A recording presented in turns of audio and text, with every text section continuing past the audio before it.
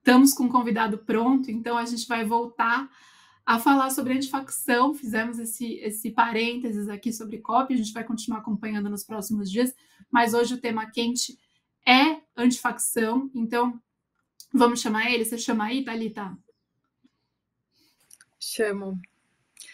Secretário, vem para cá falar com a gente. Marivaldo, seja muito bem-vindo ao Matinal. Secretário de Assuntos Legislativos. Oi. Desculpa, secretário, te atropelei para dar o cargo direitinho aqui. Secretário de Assuntos Legislativos do Ministério da Justiça, Marivaldo Pereira. Marivaldo, bom dia, obrigada. Bom dia, é um prazer imenso estar com vocês aqui.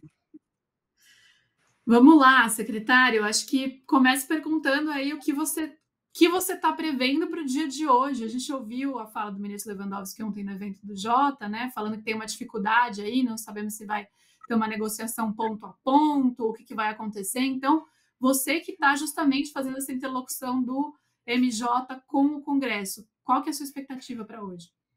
Olha, tem duas coisas. Uma é o ideal. O ideal era que o relator adotasse o texto do Poder Executivo, um texto construído sob a liderança do ministro Ricardo Lewandowski, um dos maiores juristas que a gente tem, ouvido a AGU, ouvido a Casa Civil, dialogado com o Ministério Público e, portanto, um texto que trabalha dentro, em harmonia com o sistema atualmente existente de combate a organizações criminosas. Então, o ideal seria que o relator analisasse esse texto e fizesse as alterações que ele entende necessárias por não discordar, enfim, por N motivos. Esse seria o ideal. Mas a expectativa é de que o relator prossiga com o objetivo de desestruturar o sistema atualmente existente de combate a organizações criminosas. E vou dizer por quê. Desde o primeiro relatório, o relator fez uma opção de apresentar uma nova lei de combate a organizações criminosas, que ele chamou de Marco Legal das Organizações Criminosas, e não alterar o sistema atualmente existente. Hoje, nós temos um sistema de combate a essas organizações. É a lei de organizações criminosas, a lei de combate à lavagem, a lei de drogas, Código Penal, Código de Processo Penal, entre outras normas atualmente existentes. Operadores do direito, juízes, promotores, delegados, trabalham com essas normas. Você não pode simplesmente criar uma nova norma ignorando todo o sistema existente. E por que você não pode fazer isso? Porque senão você coloca em risco todas as investigações e processos penais que já estão em andamento. Você vai criar uma série de conflitos e vai abrir uma janela de oportunidade gigantesca para os investigados ingressarem com sucessivos recursos e assim postergarem, atrasarem essas investigações. Por isso que você não pode fazer uma norma nova. Mesmo assim, o relator fez isso, o que demonstra um profundo desconhecimento por parte do relator do sistema de combate a organizações criminosas. Infelizmente, ele demonstrou que não tem muito conhecimento sobre o tema e, por isso, apresentou uma norma paralela a esse sistema, ignorando totalmente tudo que tem dentro desse sistema. Mas isso não foi o mais grave, e isso a sociedade precisa ficar muito atenta. Hoje, a proposta vai a plenário e esse tema pode voltar a aparecer. A sociedade precisa entender o que levou o governador Tarcísio a despachar às pressas do seu secretário de Segurança Pública para Brasília para apresentar um relatório que afastava a Polícia Federal da investigação de organizações criminosas. E não é que afastava da investigação, de investigações que vão começar após a aprovação desse projeto que ele propôs. Não, afastava das investigações já em andamento.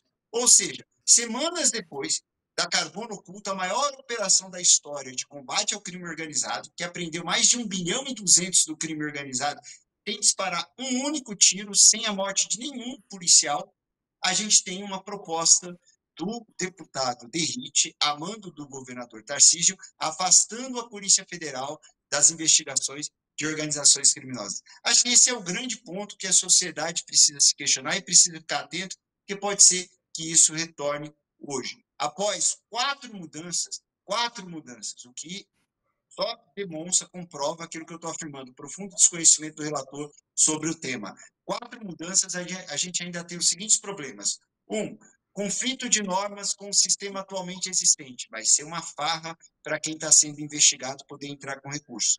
2, descapitalização dos fundos federais que financiam políticas de segurança pública, inclusive as ações da Polícia Federal, entre eles o FUNAI. 3, redução do sistema, piora do sistema atualmente existente para a apreensão de bens de organizações criminosas. Secretário, obrigada pelo esclarecimento, por trazer esses pontos. Eu queria só fazer uma pergunta. Ontem a gente teve o ministro Lewandowski falando no evento do Jota, e a gente sabe que o governo tem sido bastante incisivo nesta questão, quando a oposição tenta trazer a equiparação de organizações criminosas ao terrorismo. A gente sabe que esse é um tema muito sensível para governos do PT, quando teve a aprovação da lei de terrorismo no governo Dilma. Sei que também você fazia parte do governo, acompanhou de perto. Se você pudesse explicar para a gente por que é tão sensível e por que essa comparação ela pode ser problemática e onde isso se encontra com o que o senhor estava falando aí em relação a essa confusão, né, um desconhecimento da legislação já existente. Em suma, né, por que é tão problemática essa comparação? Olha, essa é uma bandeira que vem sendo levantada pelos governadores de extrema-direita, tá? E é um engodo completo. Porque, primeiro, você chamar organização criminosa de grupo terrorista não vai mudar absolutamente nada na forma como o Estado lida com essas organizações. O que vai mudar o combate a essas organizações é você mudar a lei que trata delas. Por exemplo, a lei de organizações criminosas, a lei de drogas, o Código de Processo Penal, o Código Penal, que é exatamente a proposta que o Poder Executivo mandou para o Congresso Nacional. É isso que vai endurecer o combate a organizações criminosas. Agora, chamar de organização terrorista, além de não mudar em nada o combate a essas organizações, vai ter um impacto gigantesco para a nossa economia. Inúmeros países têm sistemas de compliance que proíbem as suas empresas a transacionarem com países que têm organizações terroristas. Inúmeros países. É difícil até mensurar países, empresas estrangeiras, inúmeros. Tem todo tipo de compliance que pode trazer uma série de restrições a empresas brasileiras que realizam transações internacionais. Isso pode fazer com que empresas saiam dos estados onde essas organizações criminosas estejam concentradas. Isso pode prejudicar o Rio de Janeiro fortemente. Isso pode prejudicar o estado de São Paulo fortemente, prejudicar a economia. Estou falando de perda de empregos, estou falando de fechamento de fábricas, fechamento de indústria. É disso que a gente está falando. Então, veja, para atender uma bandeira política, a extrema-direita está disposta a sacrificar os empregos da população brasileira simplesmente para chamar a organização criminosa de organização terrorista, mesmo sabendo que isso não vai mudar em absolutamente nada a persecução penal que a gente tem que fazer, a repressão que a gente tem que fazer dessas organizações. Onde a gente resolve esse problema? Na proposta do Poder Executivo, que está sendo solenemente ignorada pelo deputado Derrite. Agora, secretário, queria uma leitura do senhor sobre por que esse projeto entrar para votação hoje, e aí isso é uma decisão, me parece, do presidente da Câmara, Hugo Mota. Se o governo está dizendo, olha, esse projeto que está sendo apresentado não nos atende, tem gente até da oposição dizendo, a gente precisava de mais tempo para fazer essa discussão. Mesmo alguns governadores de direita falando, não, ainda não está pronto para votar. Quem vai ganhar com essa votação hoje, né? Por que esse projeto está indo à votação hoje? E qual que é o trabalho agora do governo? Vocês vão tentar falar com o Hugo Mota para tentar postergar isso de alguma maneira, ou realmente ir ponto a ponto, ou a situação é tal que teria que rejeitar e tentar voltar a uma discussão aí mais próxima ao que o governo enviou? Qual que é a estratégia?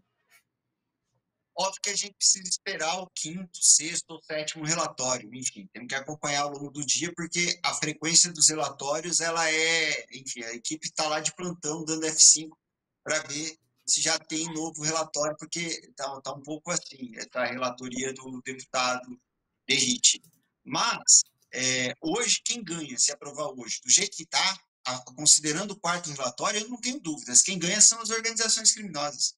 Elas que ganham. Sabe por quê? Porque você vai ter um conflito de normas tão grande, que quem tiver um bom advogado vai poder entrar com sucessivos recursos para protelar suas investigações, as investigações nas quais for parte. Hoje, se aprovado do jeito que está, quem ganha são as organizações criminosas. Quem perde é a população brasileira. Por isso a necessidade de mais tempo. Veja, o nosso projeto foi discutido em 6 meses. Não dá para o secretário de Segurança Pública vir às pressas, a mando do governador Tarcísio, e em minutos apresentar uma minuta e achar que a dele está melhor do que a minuta liderada pelo ministro Lewandowski. Não que ele certamente deve ter muitas sugestões, ele deve ter muito que contribuir, deve ter muita proposta boa, mas acho que ele esqueceu de colocar no atual relatório, que o atual relatório é uma tragédia, é muito ruim o texto que foi apresentado, vai beneficiar as organizações criminosas. Ele está eivado de inconstitucionalidades. Vou dar um exemplo aqui. Ele tira recursos do Fundo Nacional de Política sobre Drogas. O Fundo Nacional de Política sobre Drogas está previsto no parágrafo único do artigo 243 da Constituição. Lá prevê que todos os bens utilizados, que forem utilizados ou forem proveito do tráfico, serão perdidos em favor do Estado e destinados a um fundo específico. Esse fundo específico é o Fundo Nacional de Política sobre Drogas. E aí o relator vem e tira recursos desses fundos. Veja, o governo mandou uma proposta cujo objetivo central era descapitalizar as organizações criminosas. O relator apresentou um projeto cujo objetivo central é descapitalizar o governo federal, os fundos federais de combate ao crime organizado. Isso é inadmissível, não dá para fazer disputa política com segurança pública. Segurança pública, nós estamos falando da vida das pessoas, são vidas que estão em risco. Você não pode fazer política com isso, fazer disputa política com isso, tem que discutir com seriedade, porque quando você faz disputa, é inconsequente com esse tema, que as pessoas pagam com a vida. E é isso que chama muita atenção, a indiferença do deputado Derrite, a indiferença da extrema-direita com os riscos que esse projeto dele, esse relatório dele, traz para a população. Secretário, eu queria agradecer a sua participação, o esclarecimento desses pontos. A gente sabe que esse assunto vai seguir na pauta e a gente vai acompanhar aqui de perto. Muito obrigada. Esperamos ter novos desdobramentos e que a gente caminhe, né, para uma discussão positiva para a população. Muito obrigada e um bom dia para o senhor. Eu que agradeço e eu espero que a gente chegue ao outro lado dessa discussão, uma norma mais dura para o combate a organizações criminosas, que a gente retome o projeto do Poder Executivo e que a gente não dê esse presente de Natal que o deputado Derrite insiste em entregar para as organizações criminosas. Obrigada, secretário. Volta a falar com certeza. Obrigada.